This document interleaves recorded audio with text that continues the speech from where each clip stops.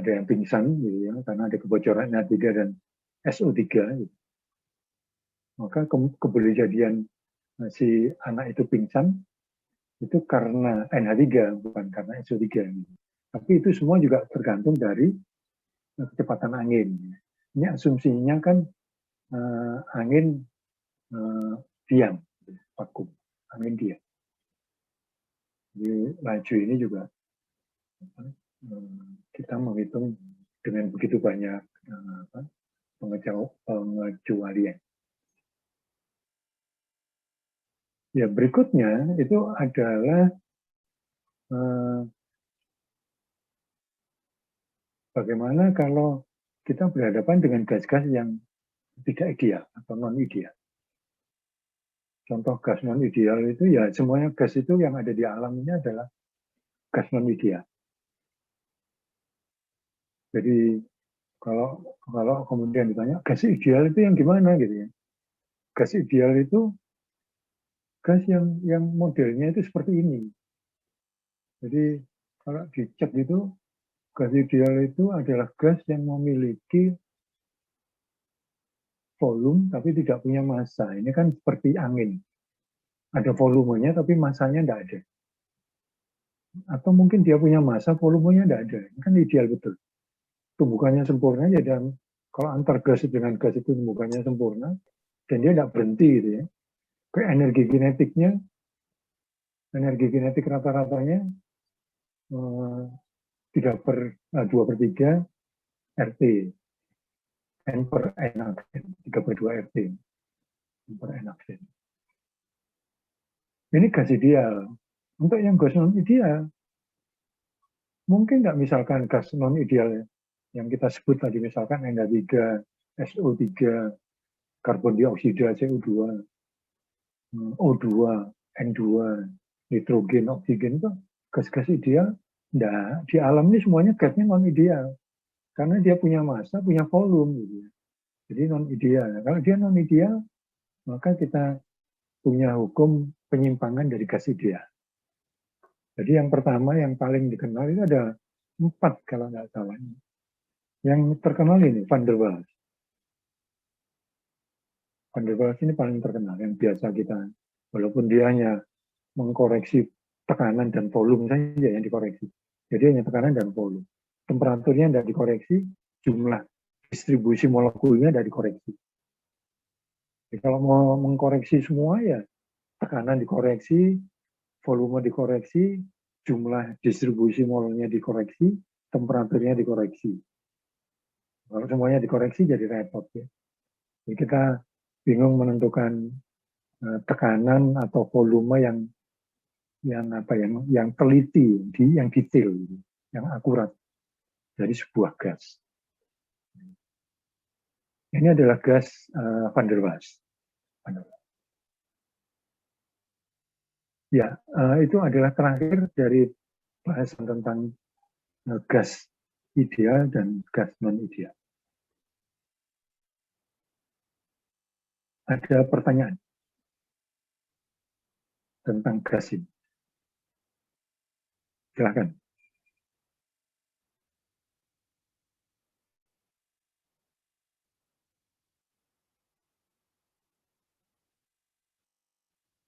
Oke, tidak ada pertanyaan.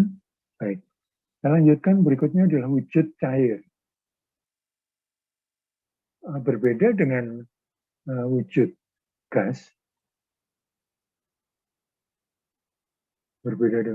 gas, wujud cair ini ada interaksi. Jadi kalau gas itu tidak punya interaksi, jadi molekul atomnya itu bebas. Sebebas-bebasnya dia numbruk juga, dia tabrakan juga tidak persoalan, yang ditabrak juga tidak persoalan, yang nabrak juga tidak persoalan, karena tumbukannya lenting sempurna gitu ya. Berbeda dengan cairan ini sudah ada gaya antarikat, antar molekul, gaya interaksi ada gaya. Jadi ada gaya tarik seperti dipol-dipol, hidrogen, London, gaya London, di antara partikel-partikel dalam cairan yang menyebabkan sifat cairan berbeda dengan sifat gas. Ya. Kalau ditanya gas itu punya titik didih? Tidak ada. Gas titik didihnya berapa? Karena wujudnya gas. Tapi kalau cair, untuk berubah jadi gas, maka dia punya titik didih, dan dia juga punya titik beku untuk berubah menjadi padat. Karena disebabkan adanya gaya tarik di antara molekul atau partikel. Karena adanya gaya tarik, maka ini punya sifat-sifat yang unik, gitu ya, cairan. Jadi kalau dicek ini volume dan bentuknya, cairan volumenya tertentu. Kita bisa menghitung volume cairan menggunakan misalkan gelas ukur atau labu ukur kalau cairan di dalam kimia gitu. Kita bisa mengukur cairan apa saja. Kemudian bentuknya juga tidak tentu, juga tergantung dari wadahnya. Jadi kalau saya gambarkan cairan gitu ya, misalkan saya punya cairan yang paling sederhana itu H2O. Ini wujudnya cair. Wujudnya cair. Tapi dia punya 3 wujud ya H2O. Wujudnya ini ada 3. Ada gas, ada cair, ada padat. Misalkan karena bahasan kita kali ini adalah cair, maka kita concern dengan H2O cairan. Kalau kemudian ditanya, bisa menghitung volume H2O? Nah, mudah. Misalkan saya ingin minum air, berapa liter yang harus diminum gitu. Misalkan harus minum 2,5 liter. Mampu enggak gitu, minum air 2,5 liter? Nah, bisa kan? Jadi gampang caranya kan, tinggal kita punya, ini gambarnya labu gitu ya. Labu. Nah, di sini ada batas, kemudian di sini ada tulisannya 2,5 liter. 2,5 liter. Kita tuang air ke sini. 2O. Cairan. Oke. Kemudian air itu baru memiliki volume 2,5 liter jika airnya di sini. Biasanya dia cembung. Cekung. Kalau cembung, cekung. Maka kita bisa hitung volumenya. Bentuknya gimana?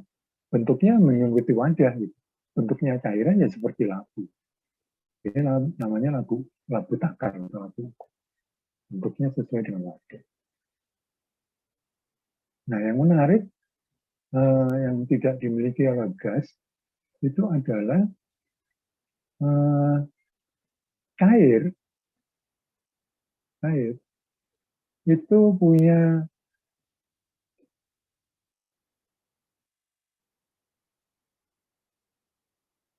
parameter yang lain, yaitu parameter panas penguapan molar, disebut sebagai delta Hv. Ya, delta Hv. Panas penguapan molar. Dari mana munculnya panas penguapan molar? Itu karena interaksi cair-cair dengan interaksi cair gas, gitu ya. Itu tidak sama. Jadi karena disebut panas penguapan, jadi ada kata menguap, maka dia ada perubahan bentuk dari cair menuju gas. Panas penguapan molar. Maka dia ada konsep delta Hv. Jadi di sini ada delta Hv. Ini ada simbol ini. Ini kita simbolkan sebagai entalpi ya, panas. Ukuran panas, entalpi. Entalpi uap. Vapor. Uap. Vapor. Ini terjadi karena ada perbedaan antara interaksi ini, misalkan ini gas, kemudian ini ada interaksi dengan cair, maka ada perbedaan. Karena perbedaan ini, supaya dia berubah fase atau putus karena cair kan dia berinteraksi dengan lain. Ya. Kemudian dia ketika menuju gas, maka interaksinya hilang. Karena gas tidak, molekulnya bebas. Maka ada salah satu ukurannya itu panas penguapan.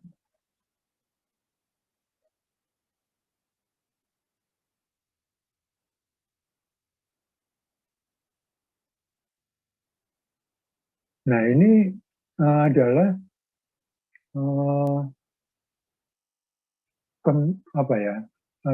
konsekuensi atau akibat adanya panas penguapan molar, yaitu titik didih. Maka kita akan kenal pertama kali kita kenal dalam cairan, itu ada parameter titik didih. Parameter titik didih. Kemudian kalau ditanya, berapa sih titik didih H2O? Maka jawabannya 100 derajat Celcius. Titik didih air. Apa di setiap tempat titik didihnya 100 derajat Celcius, Pak? Tidak.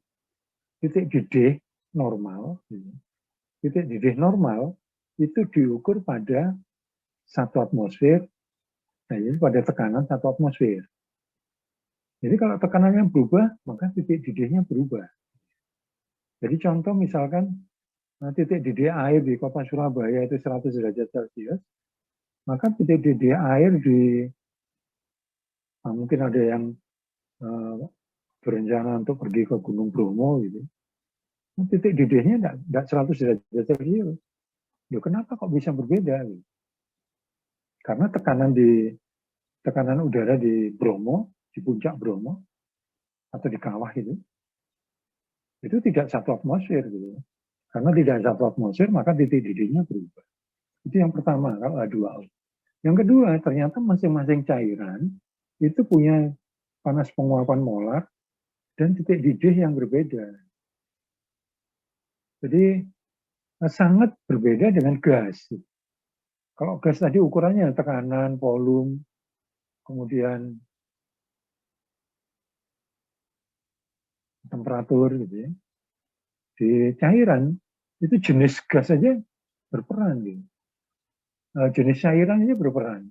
Jadi misalkan di sini cairan mulai dari H2O ini, panas penguapannya segini, titik didihnya segini. Ini panas penguapannya segini, titik didihnya segini. Ada pertanyaan?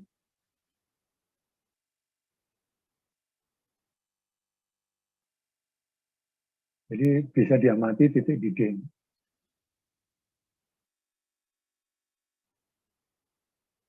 Ada pertanyaan? Kalau tidak ada pertanyaan, saya bertanya. Kenapa ada titik didih minus 30, minus 89? Misalkan metana. Metana itu dalam tekanan 1 atmosfer, titik didihnya minus 161. Titik didih normal pada tekanan atmosfer. Jadi dalam 1 atmosfer, metana wujudnya gas. Karena titik didihnya minus 161. Jadi kalau ditanya, berarti kapan metana dalam bentuk cair? Maka di suhu minus 162 atau minus 170 gitu. Maka dia jadi cairan. Karena minus 161 dia mendidih jadi gas. Demikian juga misalkan di sini ada NH3. NH3 itu dalam 1 atmosfer wujudnya gas. Ada NH3 padat? Ada. Pada suhu berapa? Minus 34. Yang sama mungkin di sini ada CO2, enggak dicantumkan. CO2 yang biasa kita kenal sebagai dry ice. Itu di sini minus 44. Jadi gas CO2 pada minus 45 wujudnya padat. Atau mungkin minus 20 itu ide ya. Atau minus berapa lupa ya. Tidak ada datanya di appendix di lampiran. Jadi kalau ingin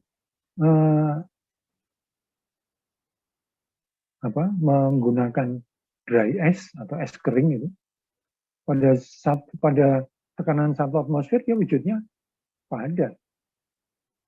Kalau kita bisa membuat dia padat, Gitu ya. Jadi kita bisa ekstraksi CO2 pada suhu minus 44 yang wujud padat.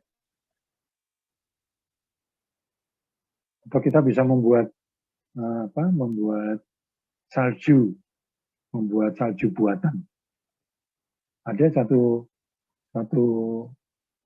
tempat dulu itu di TP di Surabaya di hall-nya itu di tengah itu ditaruh CO2 sehingga orang bisa bermain ski di bawah. Ski ya. Jadi mereka yang belum pernah ke luar negeri, saya gitu ya. Itu silakan bikin CO2 padat, kemudian bermain-main gitu. Kalau di luar negeri bukan CO2 ya, H2O betul. H2O padat.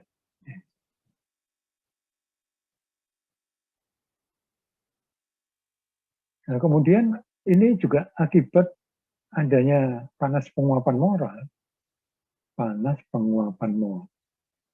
molar itu menyebabkan muncul tekanan uap stimba. Atau dalam istilah yang paling gampang itu adanya kondensasi. Jadi mahasiswa ini kalau pagi, misalkan sekarang ini di depannya itu ada gelas gitu ya, nggak puasa, ada gelas kemudian coba tutup, maka beberapa saat kemudian tutupnya diambil, maka di situ sudah ada butiran H2O. Kenapa begitu? Karena di dalam gelas itu ditutup, maka ruang kosong di gelas itu isinya adalah H2O gas, yang kemudian dia akan nabrak tutup gelas, nabrak, karena masing-masing kan tekanannya berbeda, maka dia akan nabrak semua.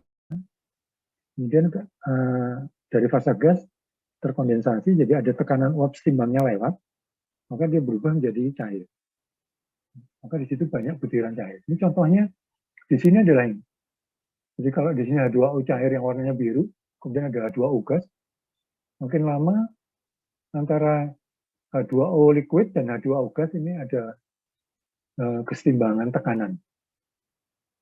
Ya sudah barang tentu di sini jumlahnya H2O uap dan H2O cair jadi mendekati sama. Itu wujud cair. Kemudian ada titik di D. Ada titik di D. Yang menarik adalah konsep yang kemudian menjadi salah satu parameter ini adalah tegangan permukaan. Ini jadi salah satu parameter mahasiswa kalau ingin menguji salah satu cairan itu misalkan deterjen itu cairan. Ini cairan. Sekarang jadi naik daun ya, karena digunakan di setiap ruangan. Kalau mau masuk ruangan harus cuci tangan dulu. Maka cuci tangannya pakai sabun. Bukan sabun padat biasanya, tapi sabun cair. Banyakan itu diasumsikan sebagai adanya surfaktan, surface active agent. Itu apa? Tegangan permukaan. Nah, itu menjadi nilai tegangan permukaan itu menjadi salah satu sifat khas dari suatu cairan. Ya, jadi misalkan saya ingin menguji sifat lubrikan. Lubrikan itu pelumas dari sebuah oli, dari sebuah cairan. Maka nomor satu yang saya harus ukur adalah tegangan permukaan dari oli tersebut. Tegangan permukaannya saya ukur. Nah, kemudian sama enggak tegangan permukaan oli baru dengan tegangan permukaan oli yang lama, oli bekas. Kemudian sama enggak kalau kemudian oli bekas ini kita olah menjadi oli baru? Apakah tegangan permukaannya sama? Karena itu bagian dari sifat lubrikan. Lubrikan itu melumas. Jadi kalau tegangan permukaannya berbeda atau mungkin terlalu tinggi, itu sifat pelumasnya berbeda kalau tegangan permukaannya rendah. Itu hal yang sama juga berlaku di sabun. Rasanya saya belum tahu ini ya. Apa mungkin ada yang nyoba mencuci muka dengan rinso? Ada ya? Atau deterjen? Atau mungkin ada yang sangat ekstrim gitu ya, mencuci muka dengan uh, ya itulah deterjen itu supaya mukanya putih. Yang tidak saya sarankan itu pakai pakai ya, pakai Vaseline gitu misalkan. Karena itu antioksidan betul. Ya itu kok antioksidan, itu oksidator itu. Vaseline itu isinya hidrogen peroksida dengan sedikit campuran pewangi dan yang lain. Hidrogen peroksidanya H2O2 ya. Itu sangat sangat sangat apa, oksidator kuat. Kalau mau mencuci muka pakai itu nanti mukanya jadi luka, jadi jadi kanker karena dia penyebab karsinogenik, oksidator. Jadi tegangan permukaan ini yang jadi ukur.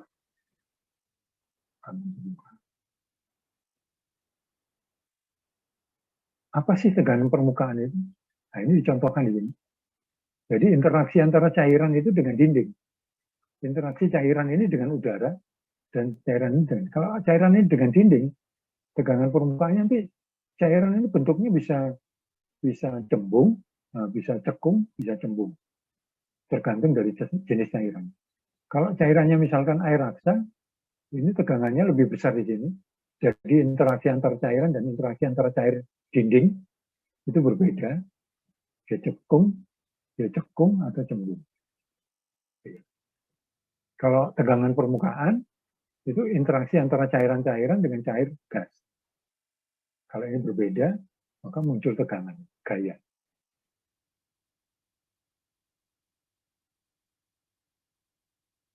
Nah, kemudian ada salah satu persamaan yang dipakai, yaitu kasus Clapeyron.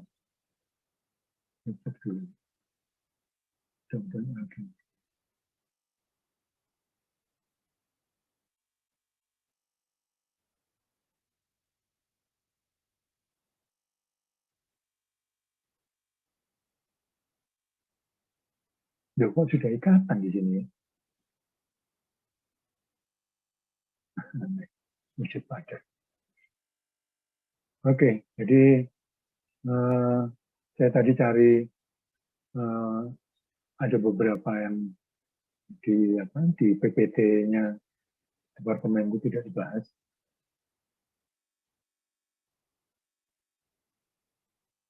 Jadi kita sampai di sini ya, persamaan kasus Clapeyron. Ini dulu sering keluar di USN dulu, nggak tahu sekarang. Itu pertanyaannya sama gitu ya. Jadi kasus Clapeyron ini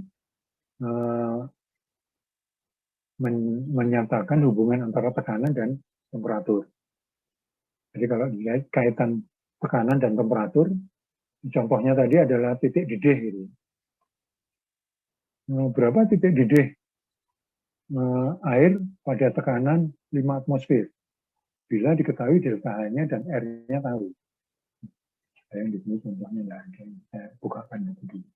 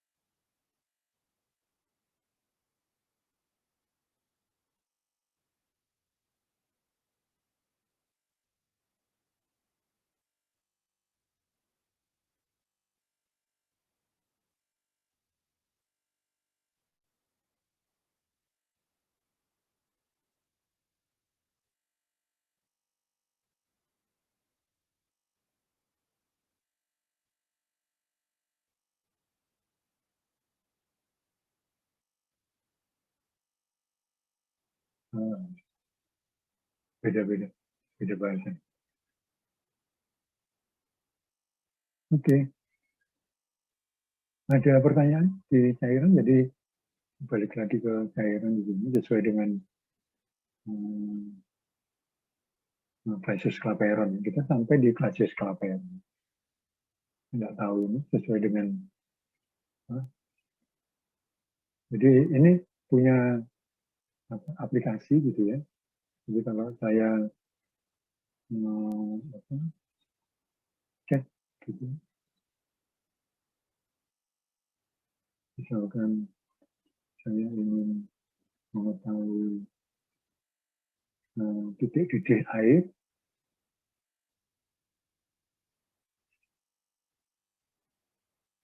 oke, saya ingin tahu titik didih enthalpy.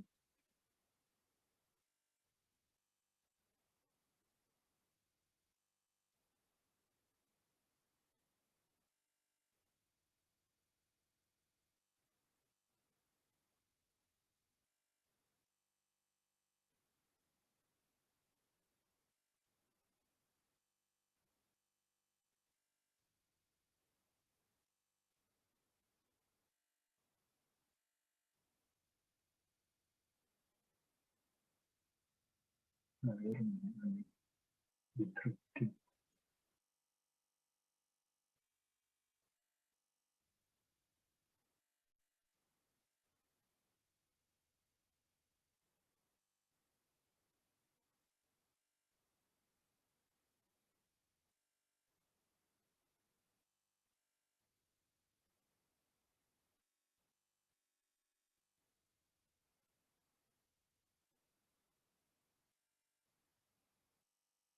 Nah, tidak ketemu. Jadi delta HV-nya tidak ketemu. Mungkin ada yang tahu delta HV dari air gitu. Cari di tabel juga tidak ketemu. Untuk aplikasi dari persamaan Clasius Clapeyron.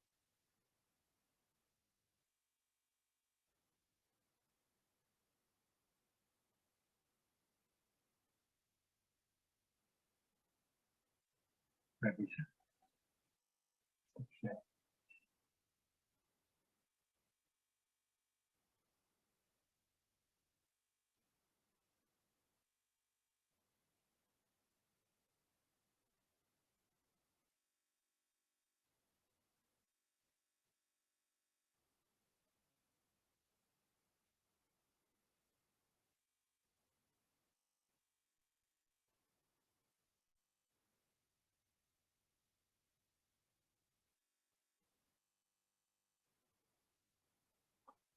Oh ya, ini dari tabel ini P dengan dari tabel ini aja bisa kita lihat. Oke.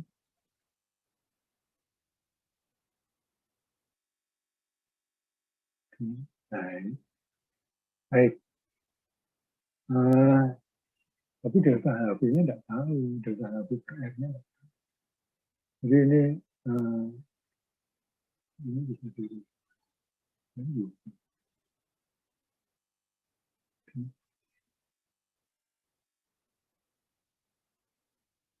Jadi misalkan ini air mana? Air, air poluen gitu, air yang merah, poluen yang hijau.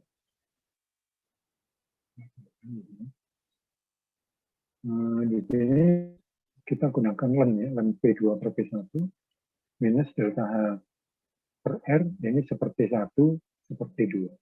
Di sini minus. Kalau ini kita buat plus, maka ini jadi plus. Ini plus delta H, ini P2 P1, P1 T2. Kalau jadi plus, ini T2 T1.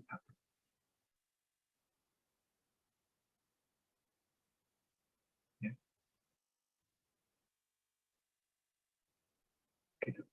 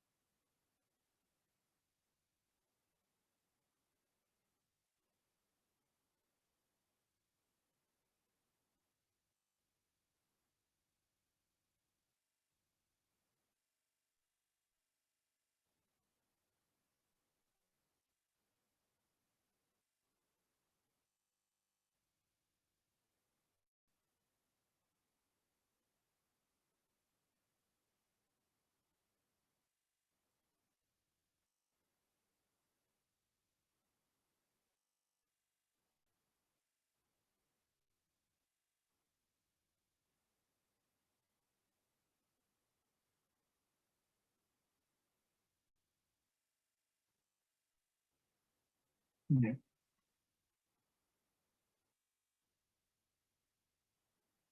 Ya, ini saya tampilkan. eh, ada yang sudah beli buku ini, Kimia Dasar,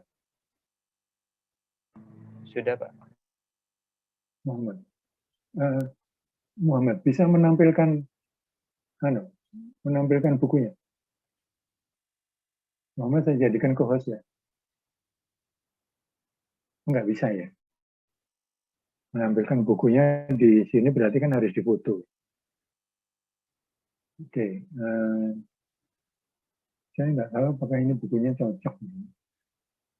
Nah ini, apakah seperti ini? Jadi bahasan di wujud cair, gitu.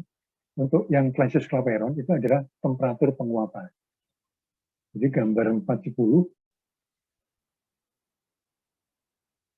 ini menggambarkan temperatur tekanan uap, fungsi temperatur, dan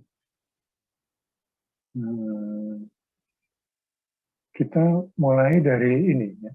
Jadi perubahan tekanan, perubahan temperatur itu sama dengan delta H per R kuadrat dikalikan dengan P. Di mana R adalah tetapan gas ideal. Delta H itu adalah panas penguapan molar. Entalpi evaporation, penguapan. Nah, kemudian kita peroleh dP per P delta H per Ft kuadrat dt.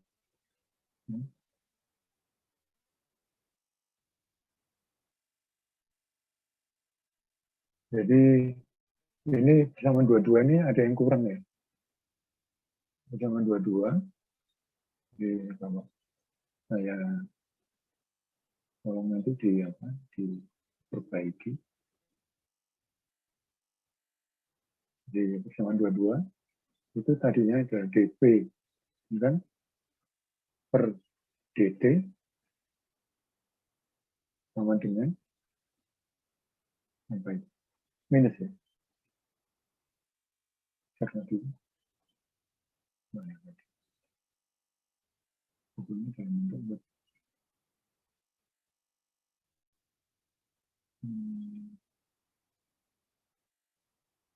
oh enggak, positif nanti.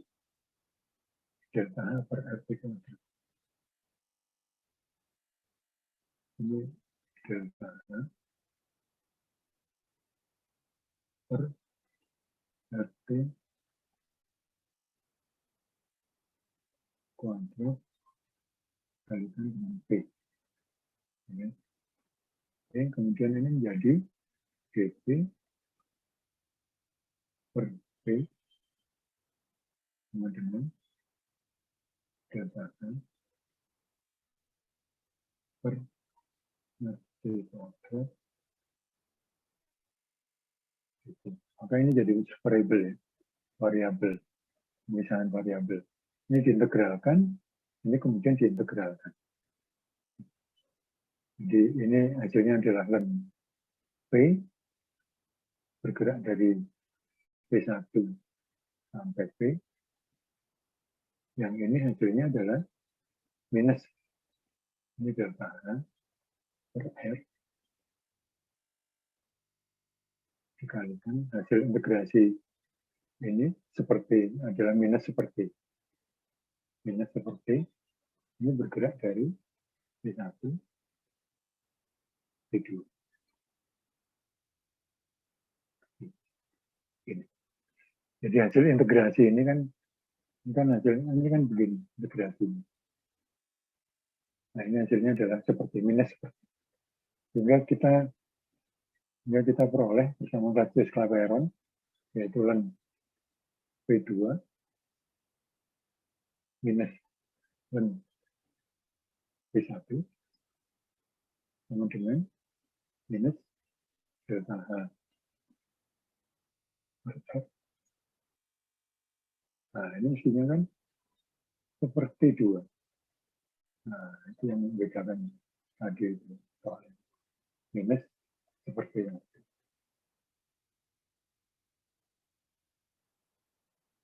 ya Clasius Clapeyron yang betul itu ini ln P2, karena dia minus, boleh dibagi begini. Dengan, karena dia masih minus delta H, R per R. Per R. Maka di sini seperti 2 min seperti 1. Kalau di sini plus, kalau ini plus, maka di sini seperti 1 min seperti 2. Ini. Kalau ini plus, maka di sini T1, T2. Tapi kalau di sini min, maka di sini T2 min T1. Kurungnya. Ini ada delta H per R. Ya, ini adalah persamaan Clapeyron yang betul. Jadi, kalau saya cek di mana? Ini. ln P2, P1, nah ini harusnya T2, T1, karena di sini sudah minus. Kalau ini plus, maka ini betul. Ini plus, maka ini jadi T2. Karena ini minus, ini kan seperti 2 min seperti 1.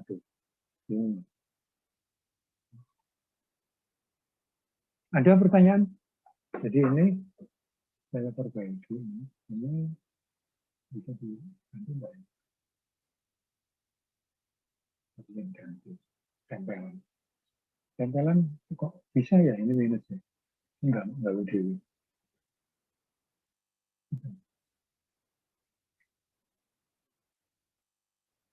Mudah-mudahan di bukunya betul. Mana buku.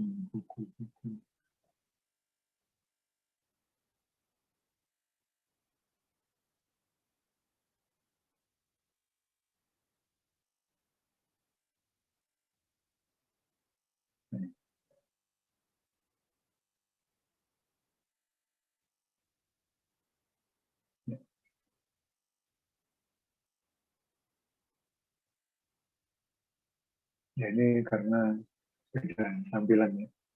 Jadi kita bisa cek untuk bahasan basis Clapeyron itu ini ln P2 per 1 minus.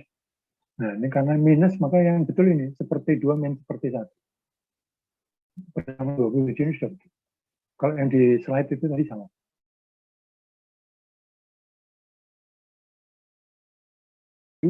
Ln menjadi log ini dikalikan 23,03 R. 2,303. Oke, itu adalah basis Clapeyron dan kita bisa cek apakah di sini ada data. Oke, ini ada data basis Clapeyron. Misalkan datanya tekan.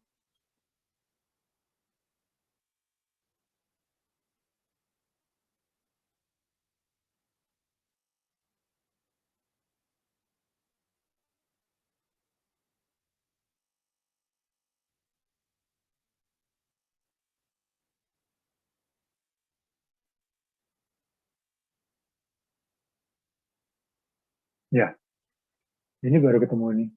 Ini contoh untuk titik GDH air 40.700 Joule per mol.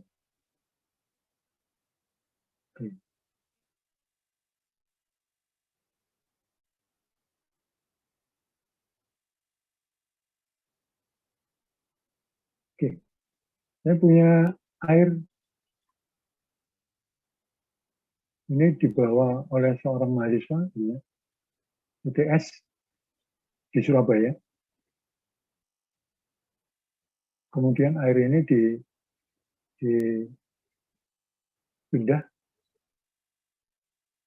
dengan tekanan kira-kira 0,9 atmosfer.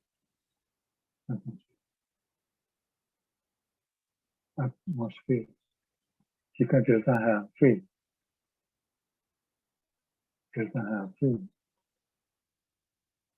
air itu tadi 40,7 kilojoule, ini kilojoule. tentukan berapa titik didih air pada tekanan P. Titik didih air pada titik didih air pada P 0,9 atmosfer. Ini bisa dimasukkan, diaplikasikan ke persamaan Clausius-Clapeyron. Clausius-Clapeyron.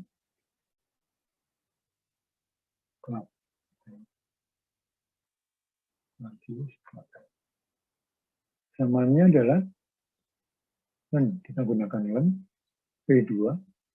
Kalau mau pakai P2 per P1 sama dengan, kalau mau pakai negatif maka ini adalah delta H per F. Di sini seperti 2 sesuai dengan ini seperti 2 min seperti 1.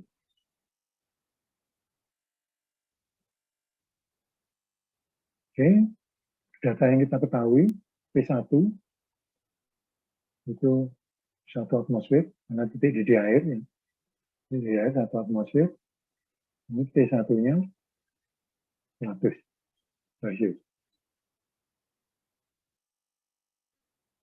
Sekarang P2-nya 0,9 atmosfer. Maka T2-nya sama dengan pertanyaan. Nah, kita gunakan Clausius-Clapeyron. Jadi ln P2 0,9 dibagi 1. Kebetulan satuannya sama, atmosfer, jadi hilang atmosfernya. Ini sama dengan minus 40,7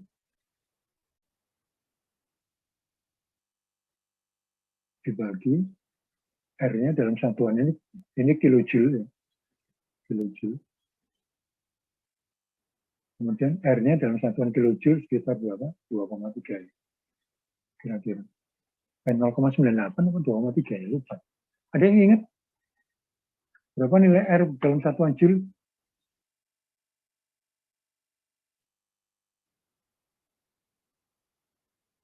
8,314 Joule ya Pak, kalau nggak salah. Itu joule.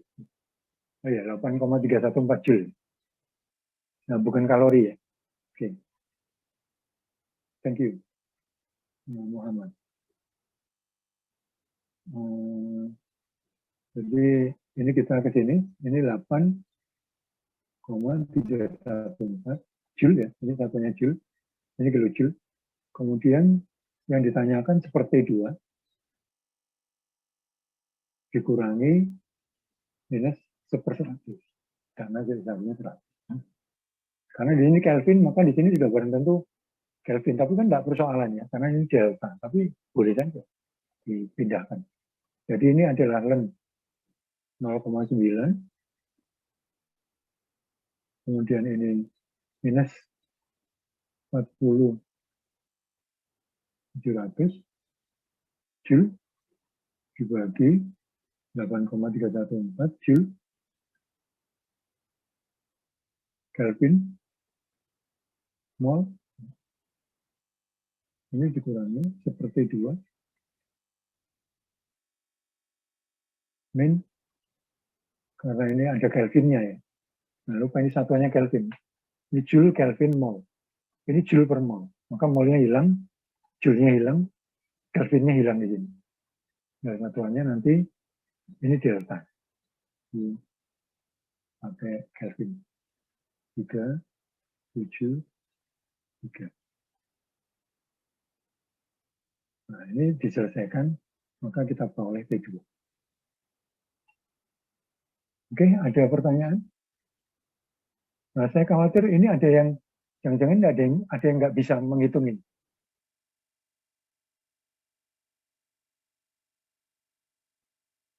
Saya cek.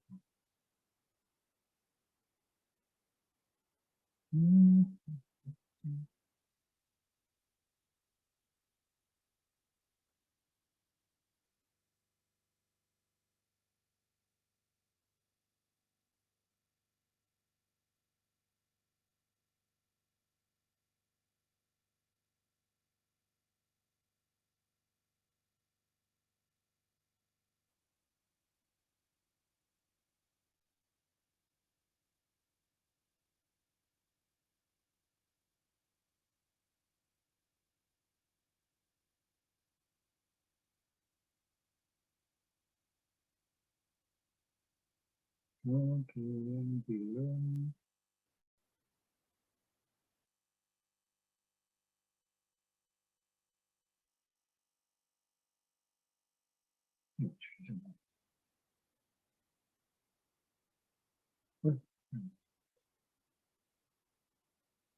Nah, ada.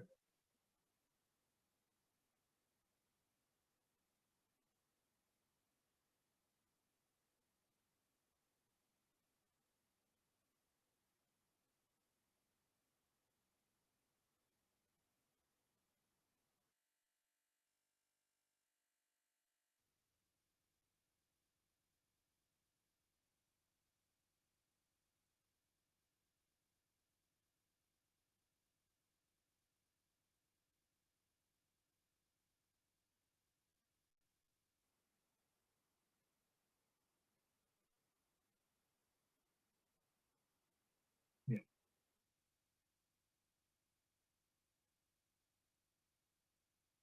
Oke, ada pertanyaan untuk aplikasi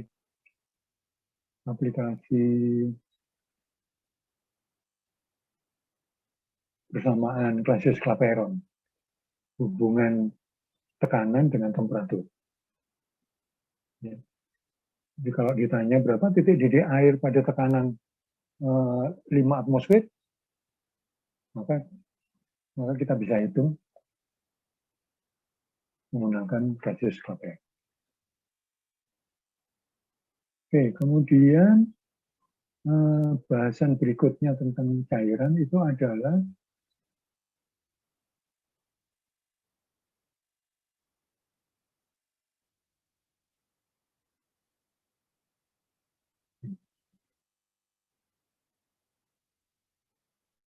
bahasan berikutnya adalah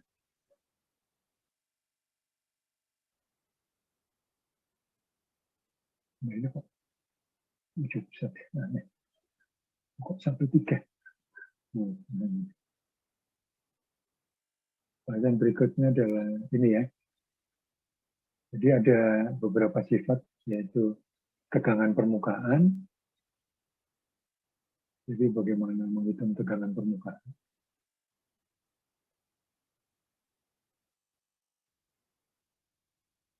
Nah, ini tegangan permukaan.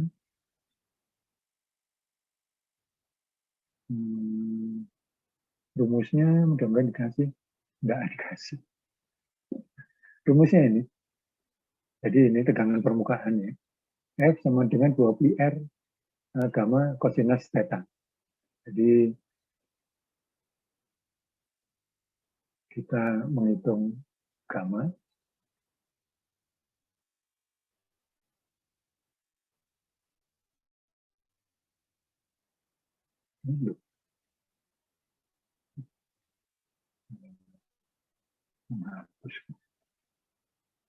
Clear. Kita tegangan permukaan. Tegangan permukaan.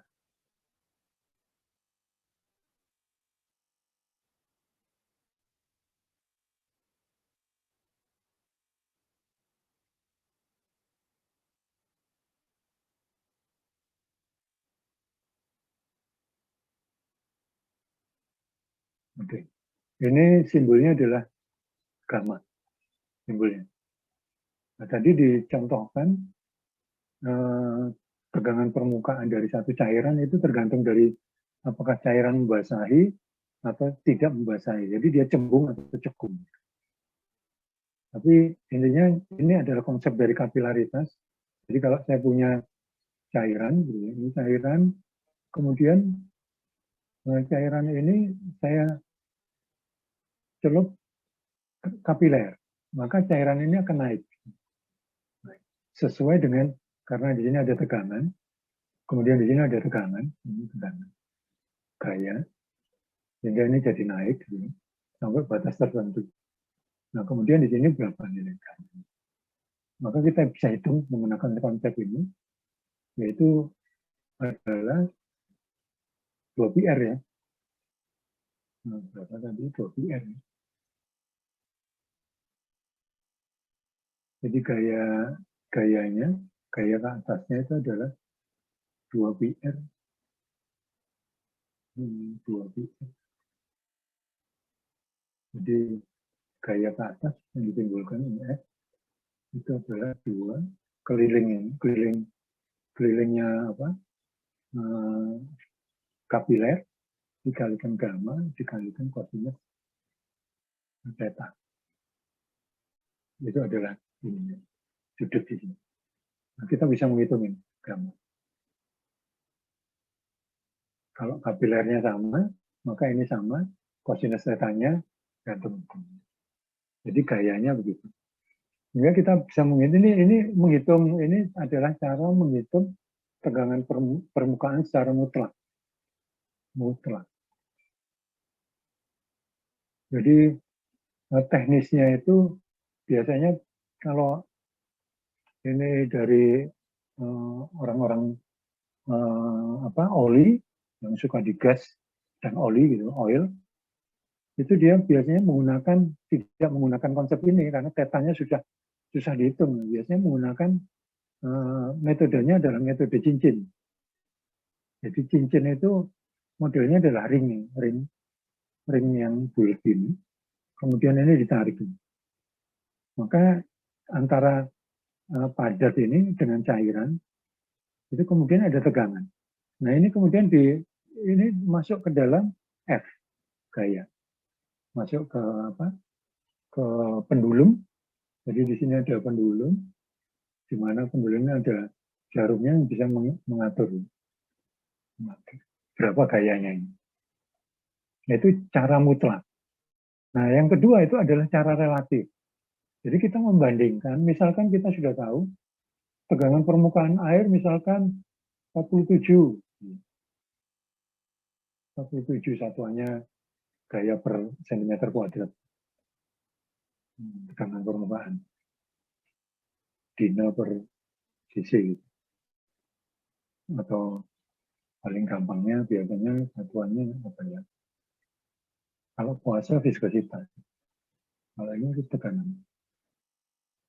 Misalkan kita tahu tegangan permukaan dari cairan standar. Misalkan air. Kemudian ini air. Kemudian kita bandingkan dengan misalkan kita tidak menghitung tegangan permukaan dari misalkan sirup gitu ya, sirup.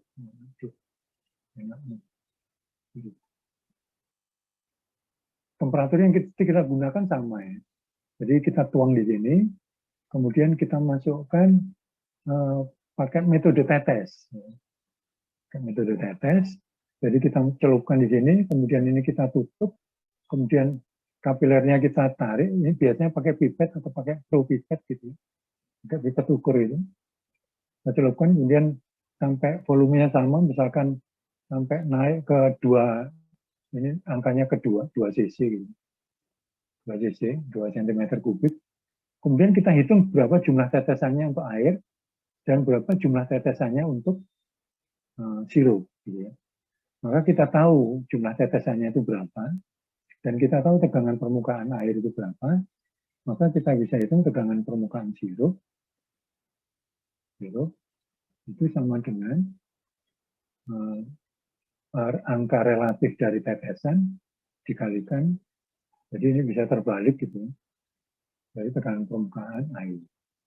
Jadi kita sebut sebagai tegangan permukaan relatif.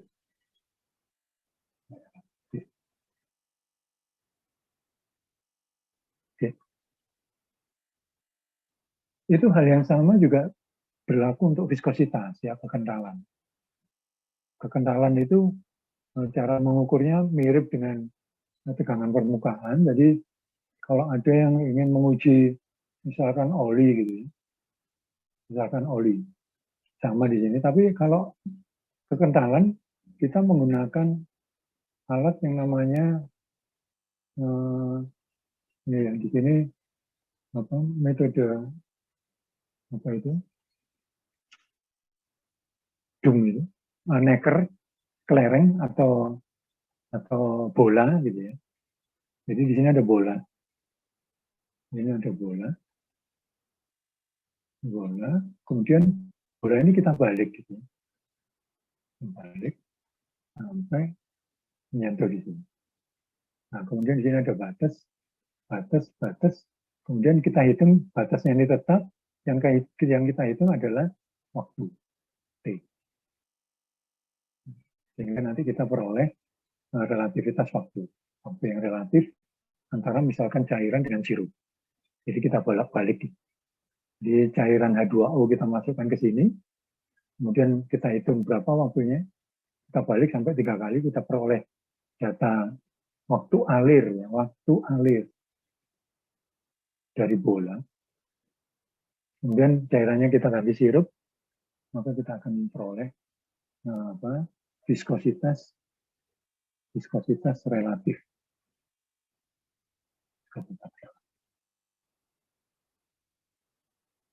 Ada pertanyaan?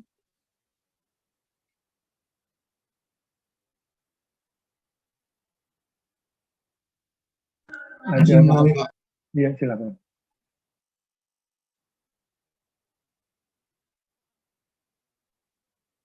Siapa mau ke kamar mandi atau mau bertanya?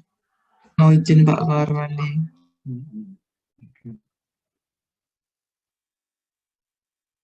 Yang bertanya? Tidak ada yang bertanya, berarti sudah paham. Gitu ya. Izin bertanya Pak. Hujan. Ya, silakan. Tapi nggak tahu ini nyambung apa enggak ya Pak ya. Apa kalau air menguap itu dia memang jadi gas atau menjadi molekul air yang paling kecil Pak. Soalnya kan kalau air panas ya terus ditutup pakai ya misal tutup panci gitu kan, itu dia kan apa ya, airnya langsung ngumpul gitu loh di tutupnya gitu. Itu apakah dia bentuknya gas atau molekul air yang paling kecil itu sih Pak? Yang di mana? Yang ditutupnya apa yang di airnya? Yang ditutupnya Pak. Yang ditutupnya sudah jadi air.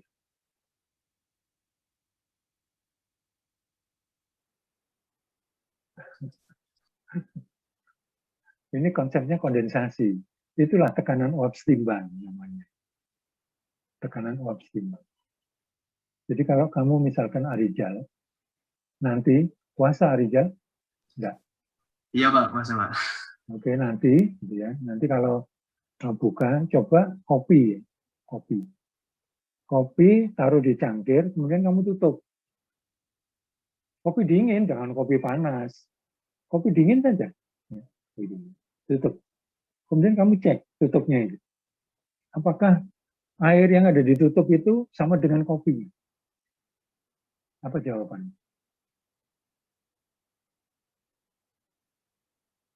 Cuma airnya doang Pak. Nah, itu berarti H2O-nya doang. Kopinya nggak ikut menguap. Jadi yang menguap adalah molekul air. Kalau kamu tanya apalah molekul air itu kecil, loh, kamu bisa mengukur diameter molekul. Itu pertanyaan bagus. Saya ingat dulu pertanyaan itu sampai sekarang saya ingat ketika saya S3 dulu. Itu pertanyaan pembimbing saya itu satu. Hendro, bisakah kamu menghitung ukuran molekul dari trigliserida? Tahu trigliserida? Trigliserida itu adalah ester atau asam lemak dari minyak. Minyak CPO boleh, minyak palm oil boleh. Kebetulan saya pakai minyak nyamplung. Bisa nggak menghitung molekulnya? Satu molekul saja. Atau gini di Arijal supaya lebih jelas gitu ya. Nah, saya nggak tahu ini karena dari kamera saya melihat mukamu agak hitam gitu ya. Entah benar, entah salah, mungkin kurang lampu gitu ya. Itu kamu bisa nggak menghilangkan hitam yang ada di kulit? Karena hitam itu adalah debu yang nempel di kulitmu. Kulitmu aslinya itu putih. Artinya aslinya kulitmu itu bersih. Kamu bisa menghitung ukuran debu yang ada di muka. Nggak bisa Pak. Kenapa nggak bisa? Susah ya. Kenapa nggak bisa? Orang sains Orang teknik tuh kadang-kadang dia bisa menghitung distribusi partikel. Ada itu guru besar dari teknik mesin dan teknik kimia itu menghitung distribusi partikel. Jadi distribusi debu itu mungkin orang sipil menghitung distribusi debunya semen, fly ash itu. Bisa nggak menghitung debunya? Berapa partikelnya? Supaya dia tidak masuk ke hidungmu, masuk ke pori-pori kulit. Pori-pori kulitmu itu diameternya berapa? Tapi itu menarik, itu sains. Tapi kalau H2O itu jauh. Ya sama antara molekul H2O di cairan dengan molekul H2O di gas. Kalau satu molekulnya sama, tapi karena cairan dia berikatan antara H2O dengan H2O. H2O dengan H2O. Berikatan, jadi molekulnya agak besar.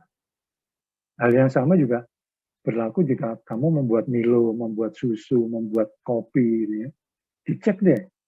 Nanti yang air yang ada di tutupnya itu apakah air, ataukah susu, ataukah kopi, ataukah Milo, coklat. Gitu. Ternyata isinya air. Karena solutnya tidak ikut menguap. Kenapa bisa begitu?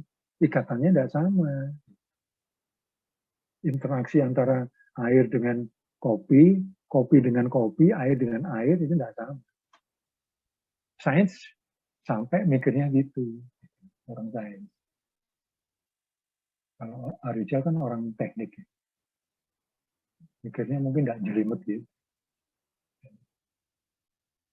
Begitu Arijal.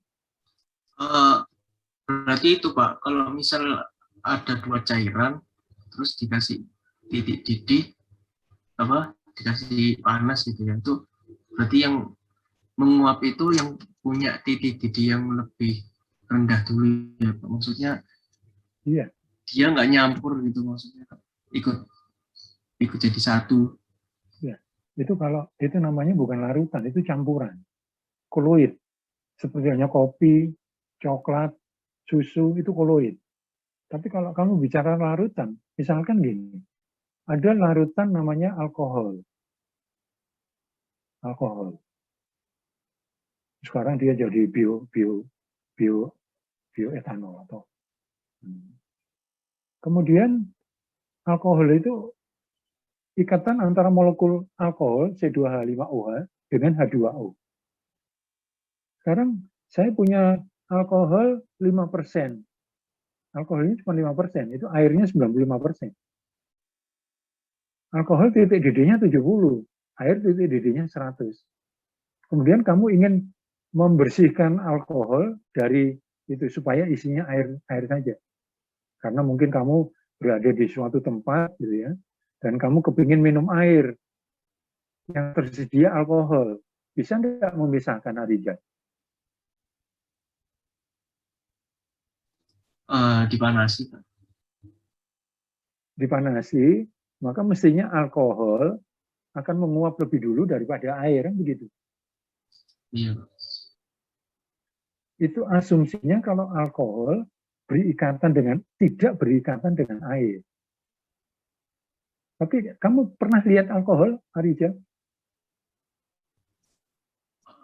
Cuma alkohol yang di medis-medis itu Pak, alkohol yang 95%. Iya, ini saya punya contoh. Ini ada alkohol yang biasa ya. Biasa saya pakai di sini alkohol kadarnya 70%.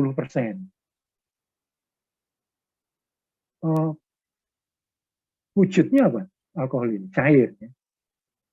Apakah dia koloid? Enggak, tetap cairan, jernih. Kalau sudah seperti itu, kamu tidak bisa misahkan antara alkohol dengan air. Ketika kamu panasi suhunya 70, semua alkohol yang keluar itu juga akan membawa air yang keluar. Maka itu disebut sebagai konsep azeotrop. Itu nanti kamu lihat ketemu di larutan. Namanya cara pemisahannya destilasi. Kalau kamu ingin memisahkan dua, misalkan kamu ingin memisahkan air dengan minyak, bisa Arijal? Dua-duanya cairan itu. Minyak dan air. Minyaknya supaya lebih gampang oli dengan air. Bisa memisahkan itu? Kayaknya bisa sih Pak. Kan kalau misal masak minyak ada airnya kan mesti pletek-pletek gitu Pak. Terus Oke. lama-lama airnya hilang. Iya, sip, betul itu. Karena air dengan minyak tidak bercampur. Tidak bercampur, maka dia bisa meletek-meletek gitu. Karena kita beri panas. Kan? Kebetulan olinya, minyaknya, suhunya di atas suhu air. Maka air seperti itu. Coba itu kamu lakukan untuk alkohol. Kamu panasi, hilang alkoholmu. Langsung jadi api. Langsung jadi api. Makanya tukang masak chef-chef itu, supaya apinya besar, dikasih alkohol. Juar. Seperti gunung api. Itu alkohol itu. Nah, apakah kemudian semua alkohol menguap? Yang terikat, yang tidak terikat menguap. Yang terikat, tidak menguap. Begitu. Yang tidak saya tanyakan yang persoalan viskositas dan tegangan permukaan tadi itu. Itu menarik. Kenapa? Karena ada riset, ya, mungkin sebuah kapal, gitu ya, membawa bahan bakar solar dan minuman H2O. Begitu banyak, dia ingin melakukan perjalanan jauh. Kira-kira kalau kemudian di tengah laut yang begitu tidak kelihatan gitu ya, kira-kira Arijal kamu milih kehabisan air atau kehabisan solar?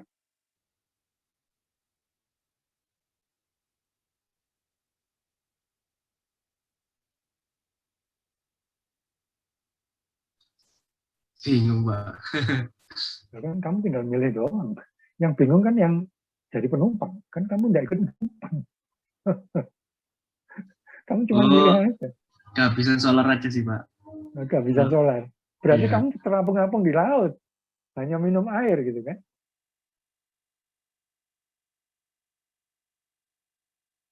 Kok tidak milih kehabisan air?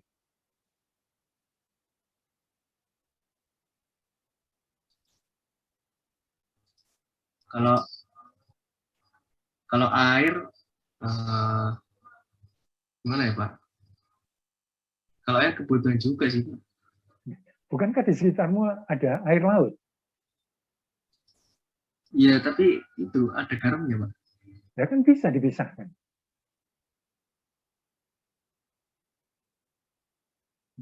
Berarti ya, Arijal nenek moyangmu bukan pelaut ya. Kan air laut bisa dipisahkan, garam dengan air. Bisa dipisahkan. Sekarang orang pada ketakutan, kapal itu pada ketakutan kehabisan solar. Karena air dia sudah punya, pakai penyulingan biasa. Jadi air kamu suling gitu, airnya dipanaskan, maka nanti dia jadi fase gas, kemudian dipindahkan ke tempat lain, maka dia jadi air biasa, H2O biasa, air tanpa garam, air tawar. Konsep penyulingan biasa. Dan itu sudah ada di kapal. Sehingga di kapal mau orang lebih condong membawa air secukupnya, kemudian membawa solar yang banyak. Nah, kalau ternyata mesinnya boros atau ada sesuatu, kemudian solarnya habis, maka dia terkatung-katung di laut, tidak punya tenaga, ketamper ombak yang besar gitu ya. Kalau tidak punya tenaga, maka dia terampung-ampung gitu.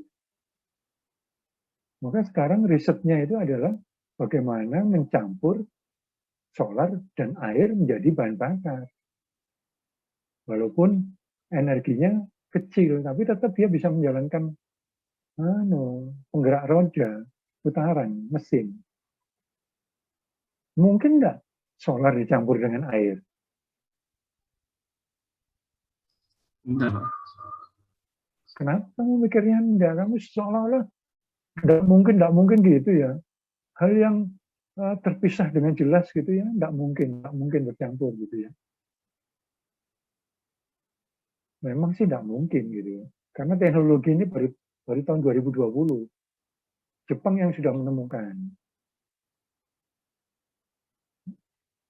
yaitu yang disebut dengan surfaktan untuk solar dan air. Surfaktan adalah surface active agent. Kalau nggak percaya, Arijal bisa melakukan percobaan minyak kelapa atau minyak goreng itu campur air, kemudian kasih sabun. Apakah kemudian fasanya jadi dua? Satu fasa dia. Tapi persoalannya, kamu tidak mungkin menggoreng minyak goreng dengan air yang ditambah sabun. Kemudian kamu goreng tempe di situ, atau tahu, atau ikan, atau ayam gitu. Wah, lapar deh. Nggak mungkin karena isinya sabun dengan minyak goreng dan air.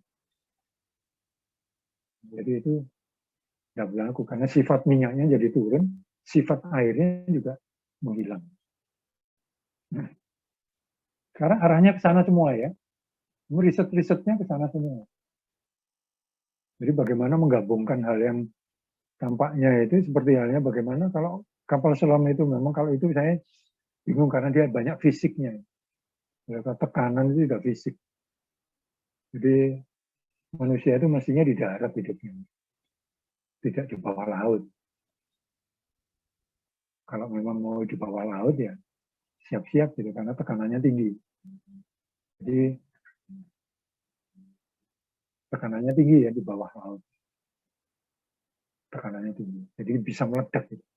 Tubuh kita bisa terpecah belah karena tekanan. Kita hanya cocok di satu atmosfer. Ada yang lain? Pertanyaan yang lain?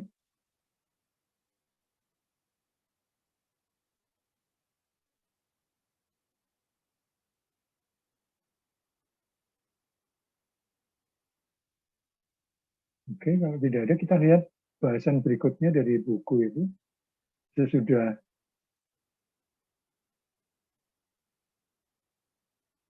Sesudah viskositas, tegangan permukaan, panas penguapan molar, wujud cair akan membahas ini bagaimana mengukur tegangan permukaan.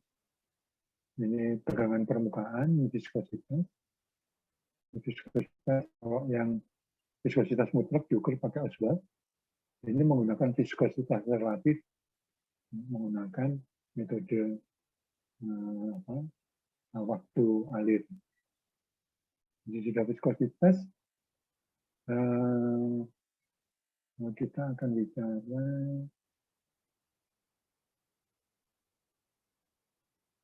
zat padat.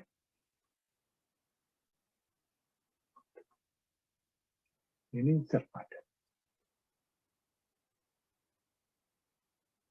Ya, tapi karena waktunya sudah jam 3, ini kita selesaikan minggu depan itu zat padat dan diagram fase. Selesai sedikit kok zat padat ini. Sebagai contoh, gini,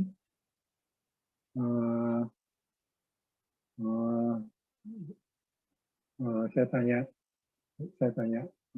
random saja. Misalkan ada ini Ahyar Sadik Abdul Rahman. Ya, Pak. Ahyar Sadik Abdul Rahman. Ya. Ahyar, di rumahmu ada kaca atau cermin? Ada, Pak. Ada ya? Iya, ada, Pak. Ada. Di rumahmu juga ada kaca mobil? Ada, Pak. Ada, oke.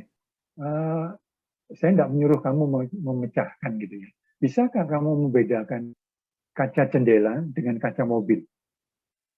Seandainya dua-duanya pecah.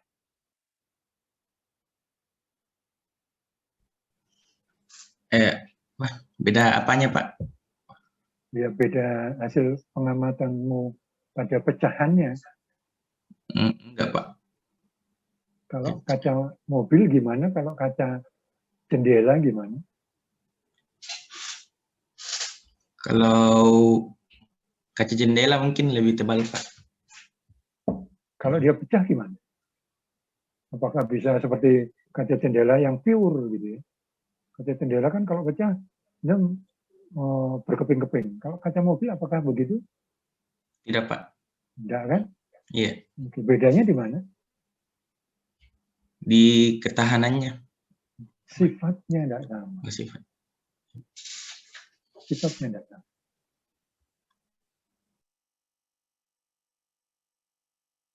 Contoh ahyar. Oh, yang lain deh. Ahyar sudah. Contoh yang lain, misalkan ini Haidar Bening Imawan ada? Iya, Pak. Oke. Haidar Bening Imawan. Bisakah kamu membedakan antara arang dengan diamond, intan? Haidar. Halo, Haidar, mana Haidar? Arang dengan diamond. Diamond, ya. Dua-duanya sama itu, karbon itu dua-duanya. Dua-duanya karbon itu. Bisa, Pak. Kenapa? Bisa. Bisa. Gimana cara membedakannya?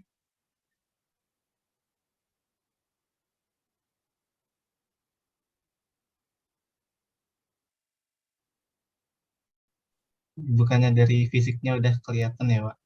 Oh, iya. Iya. Nah, kalau dari fisiknya, karbon atau arang itu warnanya hitam, gitu kan? Nah, tidak memantulkan cahaya.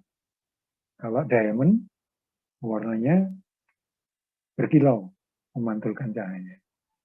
Penyebabnya apa, Haidar?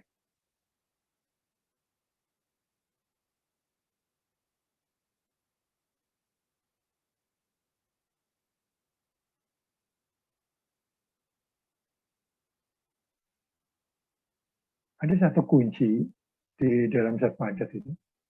Kunci zat padat yang mahasiswa harus bisa bedakan. Itu tadi saya mencontohkan itu adalah kaca. Kaca itu Si. Kemudian satunya lagi karbon. Di sini ada kaca jendela. Jadi ada kaca jendela.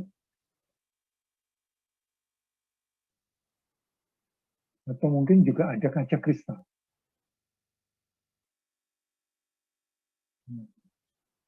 Dari ornamen. Atau ini sebenarnya kacanya mobil. Dari karbon ini juga begitu. Di sini ada arang.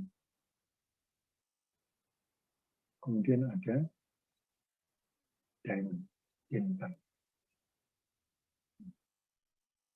Nah, satu hal yang membedakan keduanya ini, itu adalah bahwa ini itu adalah amorf. Amorf. Karena kita bicara zat padat. Sedangkan ini dua-duanya adalah kristal. Kristal.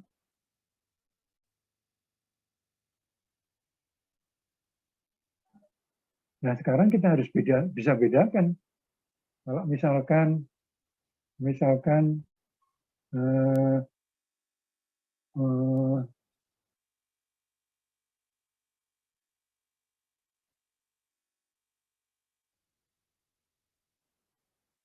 Sabiba Sakia Rupa ada. Sabiba Zukia Zukrupa. Nah, maksud. Halo, Zakia? Sabiba? Zakia?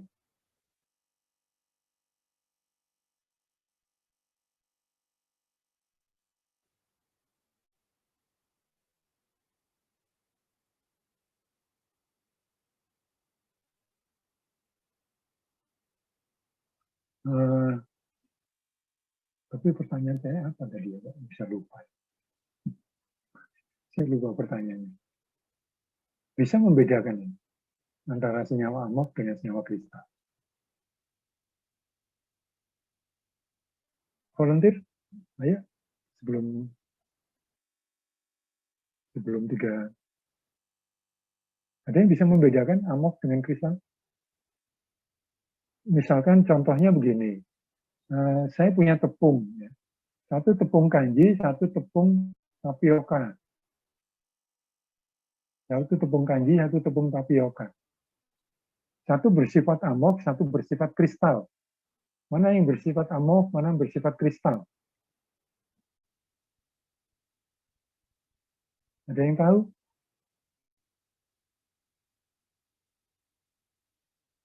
Ada yang tahu? Oke, kalau tidak ada yang tahu, saya kira jadi PR ya. Nah, kita akhiri saja ini. Kuliahnya sudah jam 3 lebih, 4 menit. Terima kasih perhatiannya. Nah, jangan lupa tetap jaga kesehatan.